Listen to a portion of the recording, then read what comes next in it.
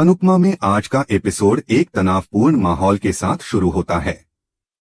Dance Rani's की team के सभी सदस्य मंच के किनारे खड़े हैं। चेहरे पर चिंता, मन में असमंजस और वातावरण में बेचैनी साफ दिखाई देती है। तभी अनुपमा सबको एक साथ इकट्ठा कर शांत स्वर में कहती है कि जज और शो वाले अपनी मनमानी कर रहे हैं और हम उसका कुछ नहीं कर सकते, लेकिन इसका मतलब यह नहीं कि हम खुद का मजाक बनने दें। वह सबको समझाती है कि अगर हम झगड़े और तमाशे नहीं करेंगे तो वह कुछ नहीं दिखा सकते। उसके शब्दों में एक दृढ़ता है, जैसे वह अपने साथियों को आत्मविश्वास से भरना चाहती हो।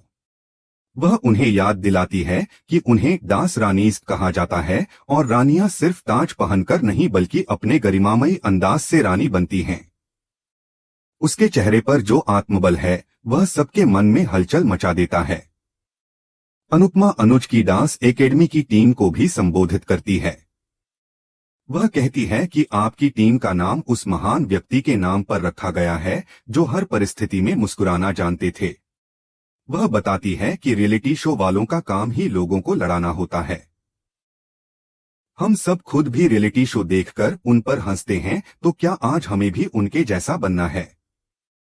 उसकी बातों में गहराई है जो टीम के सदस्यों को भीतर से झकझोर देती है।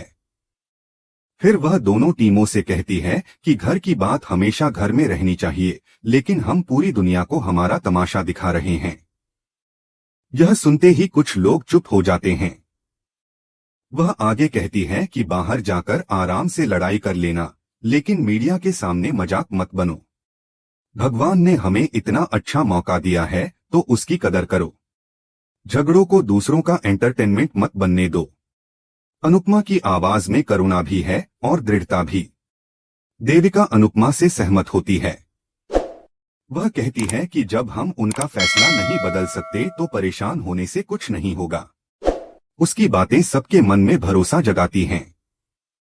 भारती अनुपमा से कहती है कि आप आगे बढ़ो, हम आपके साथ हैं। मीता भी राही से कहती है कि वह दुनिया को दिखाए कि वह सिर्फ अनुपमा की परछाई नहीं है।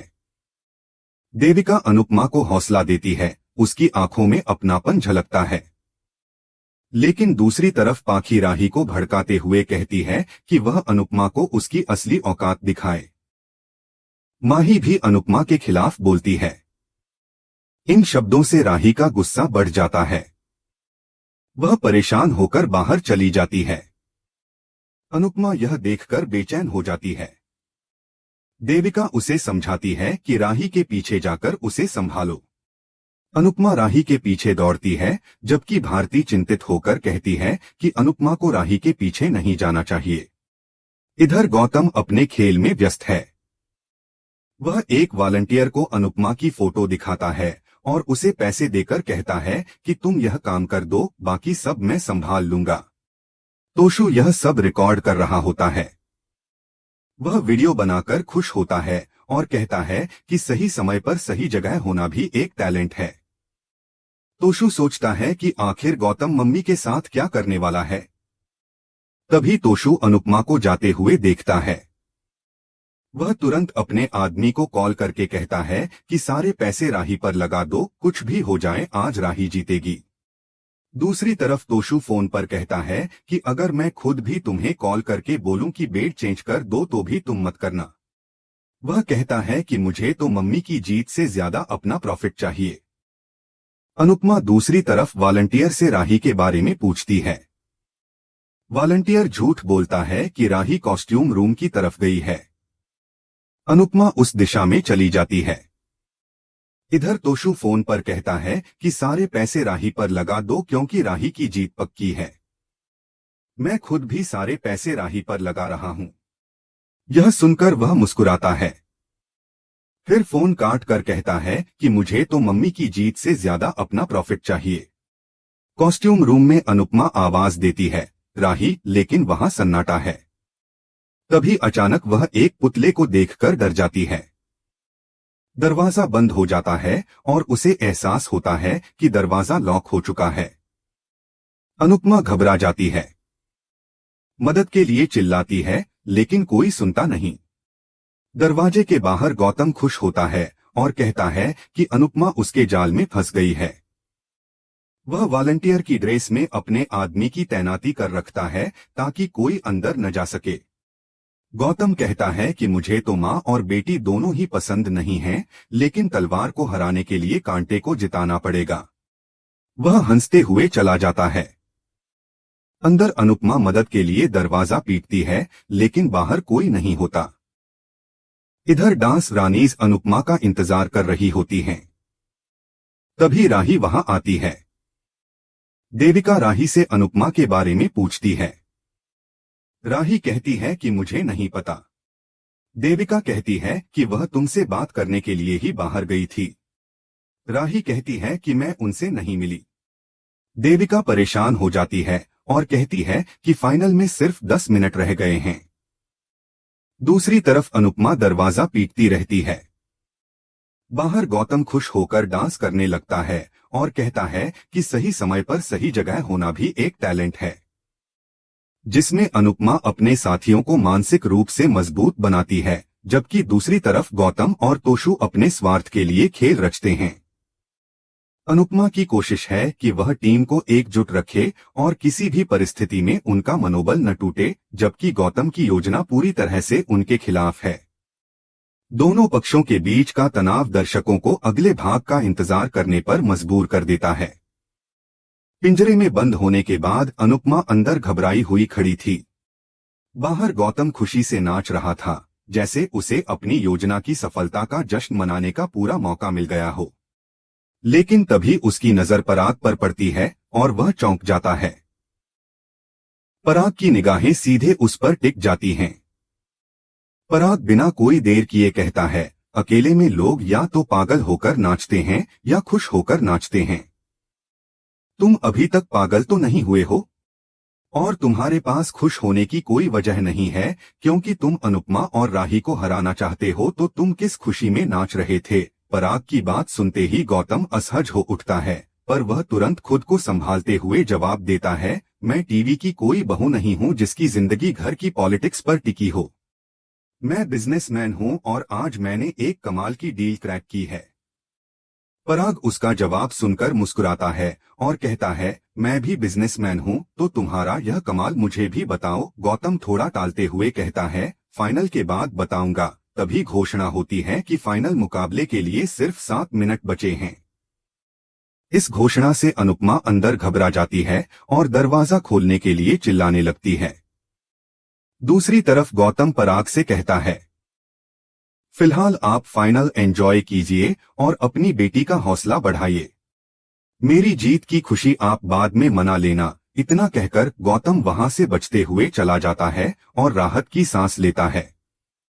दरवाजे के अंदर अनुपमा का हाल खराब है। उसे जसप्रीत द्वारा सेमीफाइनल में कही गई बातें याद आती हैं। वह सोचती है, सबको यही लगेगा कि मैंने उन्हें धोखा दिया है। मैं उनसे किया गया वादा नहीं तोड़ सकती। मुझे यहाँ से निकलना ही होगा। मुझे भारती से अपना वादा निभाना होगा। वह दरवाजा पीटती है और मदद के लिए चिल्लाती रहती है। इधर बाहर सभी अनुपमा के लिए परेशान हैं। सरिता चिंतित होकर कहती है, कहीं अनुपमा जानबूझकर तो नहीं चली गई। जसप्रीत उसकी बात से सहमत होती है। भारती दोनों को चुप रहने के लिए कहती है और ऐसा सोचने से रोकती है। इसी बीच प्रेम दौड़ता हुआ आता है और सवाल करता है, फाइनल से पहले मम्मी कहाँ चली गई है। देविका का शक पाखी पर जाता है, लेकिन पाखी और माही कहती हैं कि हम तो बहुत देर से आपके सामने ही हैं। देविका गुस्से में कहती है, सोच समझकर मुंह खोलना, तुम्हारी मासी यहीं पर है।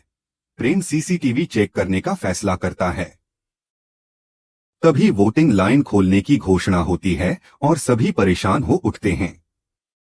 देविका कहती है कि टीआरपी के लिए खेतान मुकाबले में देरी नहीं करेगा। इसी बीच बीटीएस शूट के लिए वॉलंटियर आता है, जिससे माहौल और तनावपूर्ण हो जाता है। राही भी सोचती है, आखिर मम्मी कहाँ चली गई हैं? उधर अनुपमा दरवाजा तोड़ने के लिए डंडे से लगातार वार करती है, लेकिन दरवाजा नहीं टूटता। वॉलंटियर बाहर आकर पूछता है, अनुपमा कहाँ है?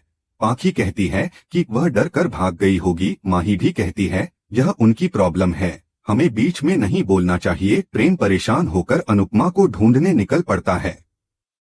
अंदर अनुपमा कुर्सी पर चढ़कर खिड़की तोड़ने की कोशिश करती है। बाहर एंकर घोषणा करता है कि फाइनल के लिए सिर्फ 5 मिनट बचे हैं। अनुपमा की स्थिति और खराब हो जाती है। उसका बैलेंस बिगड़ता है और वह गिर जाती है। गिरते ही उसे चोट लगती है और वह बेहोश होकर गिर पड़ती है। इसी के साथ एपिसोड का दूसरा भाग समाप्त होता है। अगले एपिसोड की झलक में दिखाया जाएगा कि अनुपमा को स्टेज पर बुलाया जाता है। गौतम सोचता है कि अब वह नहीं आएगी। दर्शक कहने लगते हैं कि अनुपमा डर कर भाग गई। वहीं दूसरी तरफ अनुपमा खुद को बाहर निकालने की कोशिश में फायर अलार्म एक्टिवेट करने के लिए आग जलाती है, लेकिन फायर अलार्म काम नहीं करता और कमरे में आग लग जाती है। पराग को शक होता है कि अनुपमा के गायब होने के पीछे गौतम का हाथ हो सकता है। तभी उसे कमरे से धुआं उठता दिखता है और वह अंदर जाकर अनुपमा को बेहोश पड़ा देख चौंक जाता है। पराग के मन में सवाल उठता है, क्या यह सब गौतम की चाल है? इस पूरे घटनाक्रम ने सभी के मन में चिंता और बेचैनी भर दी है। दर्शकों से कहा गया है कि वे एपिसोड के बारे में अपनी राय कमेंट में बताएं और चैनल को सब्सक्राइब कर डेली अपडेट्स पाने के लिए जुड़े रहें। इस तरह एपिसोड का दूसरा भाग समाप्त होता है, जिसमें अनुपमा की संघर्षशीलता और गौतम की चालाकी दोनों स्पष्ट दिखती हैं। कहानी का यह हिस्सा दर्शकों को अगले एपिसोड के लिए उत्सुक कर देता है, जहां यह साफ होगा कि अनुपमा अपनी मुश्किलों से कैसे बाहर आएगी और उसके साथियों की प्रतिक्रिया क्या होगी। यह कहानी न केवल संघर्ष की है, बल्कि विश्वास, वादों और मानवीय भावनाओं का भी चित्रण है।